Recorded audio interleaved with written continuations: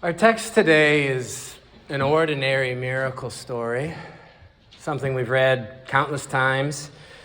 But in this story, Jesus sounds more like a genie in a bottle than a religious leader.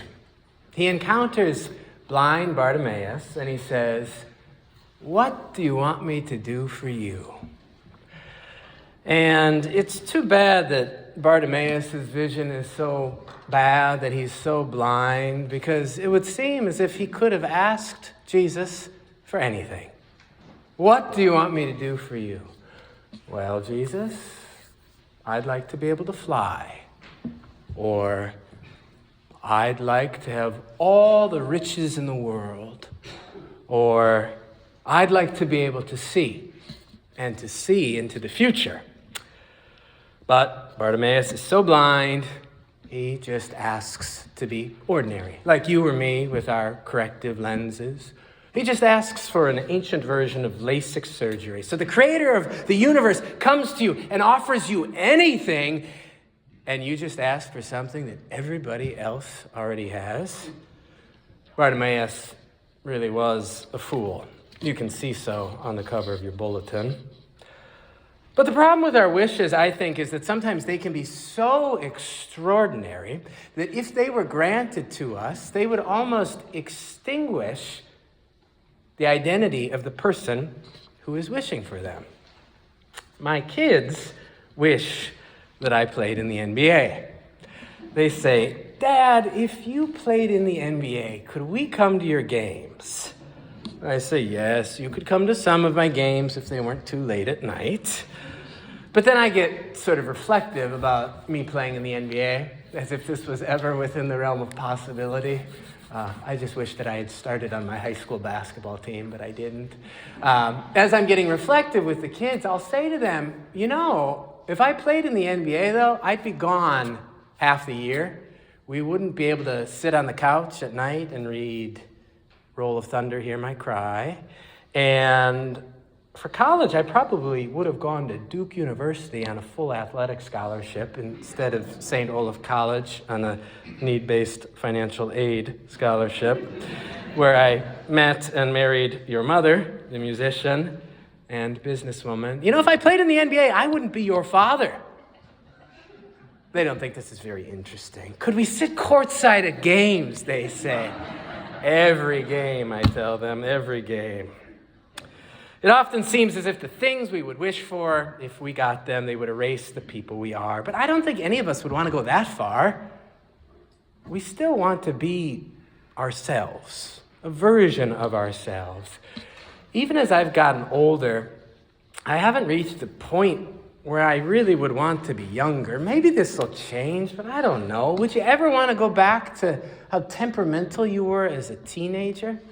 As twisted as you were in your 20s, as thirsty as you were in your 30s, as forlorn as you were in your 40s, as fickle as you were in your 50s, as stubborn as you are in your 60s.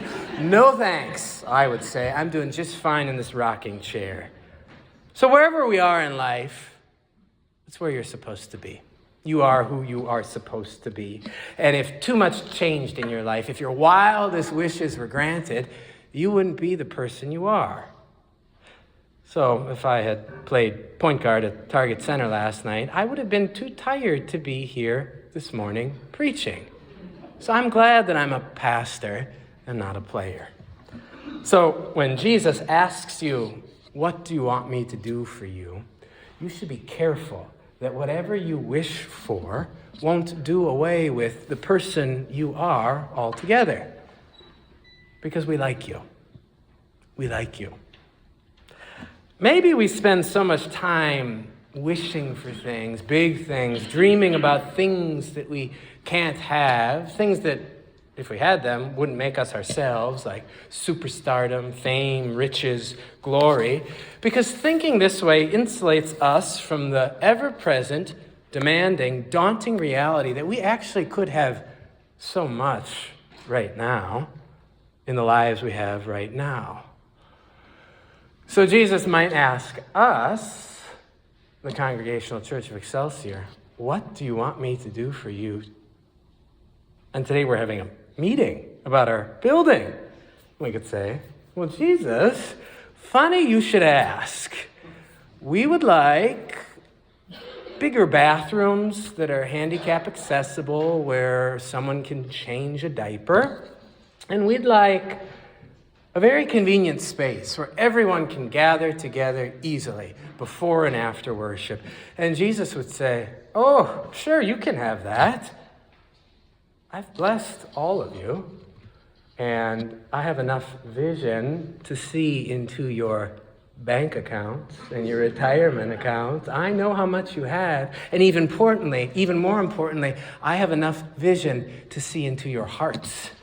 I know of your generosity, Jesus would say. All it would take is $1,000 from most of you, $5,000 from 10 or so, $10,000 from more, a couple people with 25,000, a few people could do 100,000. You could all do it. We could pool it together, and we'd all be the richer for it. You wouldn't be any poorer. We could do that. Or Jesus might ask us, what do you want me to do for you? And we might say, well, I can't stop staring at my stupid phone or thinking about a drink. I can't read a page from this book that I'm supposed to read. Then Jesus would say, well, put away your phone. Quit responding to texts or voicemails. Quit checking your email. No more reading the latest polls. Show up to a room with a bunch of strangers and tell them that you've made it through another day, and then go home and spend 30 minutes sitting on the couch staring at a book and read 2 pages, and that's good enough, and then do the same thing tomorrow. We could do this. Or Jesus might ask us, what do you want me to do for you? And we might say, I want to have better relationships. I nag at my kids. I ignore my spouse. I'm rude and terse to the people I see every week, and I don't even talk to my neighbors. And Jesus will say, smile. Put your hand upon the back of someone and tell them how thankful you are for them. And then if you don't know their name, ask them their name and tell them yours. We could do that. It's not that extraordinary. I guess if we asked a genie for these sorts of transformations, they would be wasted wishes. They'd make us a bit like Bartimaeus with his lowly hopes. But all of us could do all of this right now if we dared to ask Jesus for them, if we dared to do them day after day after day. We could have new spaces, new relationships, new lives. But you might be thinking, now that's not actually a miracle, though. Those are just dramatic changes in human behavior through renunciation, repetition, routine. But this story from Mark 10 is a miracle story because a blind man receives sight. So maybe God or Jesus is a bit like a genie in a bottle. So can't we ask God for some of those big things, for success or wealth or healing? Healing from whatever malady the doctor can't cure. So Jesus might ask us, what do you want me to do for you? And we might say, I want you to cure Mom's cancer.